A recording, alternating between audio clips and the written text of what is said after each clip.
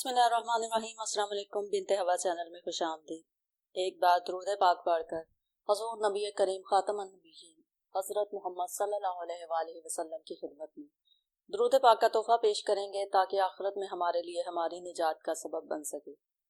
अल्लाहुम्मा सल्ली अला सय्यिदिना मुहम्मद व अला आलि सय्यिदिना मुहम्मद व बारिक वसल्लिम। आज की वीडियो में हम एक दिलचस्प और सबक आमूज़ कहानी सुनाएंगे जिसमें हजरत ईसा अलैहिस्सलाम की शैतान से मुलाकात का तज़किरा है। ये कहानी हमें बताती है कि किस तरह शैतान इंसानों को अपने बहकाने के लिए मुख्तलिफ हरबे इस्तेमाल करता है और किस तरह हम इनसे बच सकते हैं। हजरत ईसा अलैहिस्सलाम ने शैतान के साथ जो बातचीत की वो न सिर्फ तारीख का एक हिस्सा है बल्कि हमारे लिए एक अहम दर्स भी है। तो आइए इस वीडियो में हम आपको बताएंगे कि वो क्या सामान था जो शैतान अपने गधों पर लाद कर दुनिया के लोगों को गुमराह करने की कोशिश कर रहा था।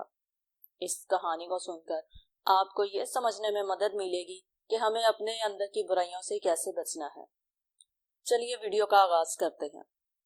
हजरत ईसा अलैहिस्सलाम की मुलाकात इब्लीस से हुई। वो 4 गधों को हाँक रहा था। इन गधों पर सामान लदा हुआ था। हजरत ईसा अलैहिस्सलाम ने इब्लीस से इन गधों के हाँकने और सामान के बारे में पूछा। इब्लीस ने जवाब में कहा कि तजारत का सामान इन गधों पर लदा हुआ है और खरीदने वालों की तलाश कर रहा हूँ। हजरत ईसा अलैहिस्सलाम ने इसकी बात सुनकर पूछा, पहले गधे पर क्या सामान है? इब्लीस ने कहा, जुल्म। हजरत ईसा अलैहिस्सलाम ने पूछा, इसे कौन खरीदेगा? इब्लीस ने कहा, बादशाह। दूसरे गधे के बारे में पूछा कि इस पर क्या लदा हुआ है? इब्लीस ने कहा, हसद। हजरत ईसा अलैहिस्सलाम ने पूछा, कौन खरीदेगा? शैतान कहने लगा, उल्मा। हजरत ईसा अलैहिस्सलाम ने पूछा, तीसरे गधे पर क्या लदा हुआ है? इब्लीस ने कहा, खयानत। हजरत ईसा अलैहिस्सलाम ने फरमाया, कौन खरीदेगा? शैतान ने कहा, ताजर। फिर चौथे गधे के बारे में पूछा कि इस पर क्या लदा हुआ है? इब्लीस ने कहा, मकर व फरेब। हजरत ईसा अलैहिस्सलाम ने पूछा, इसे कौन खरीदेगा? शैतान ने कहा, औरतें।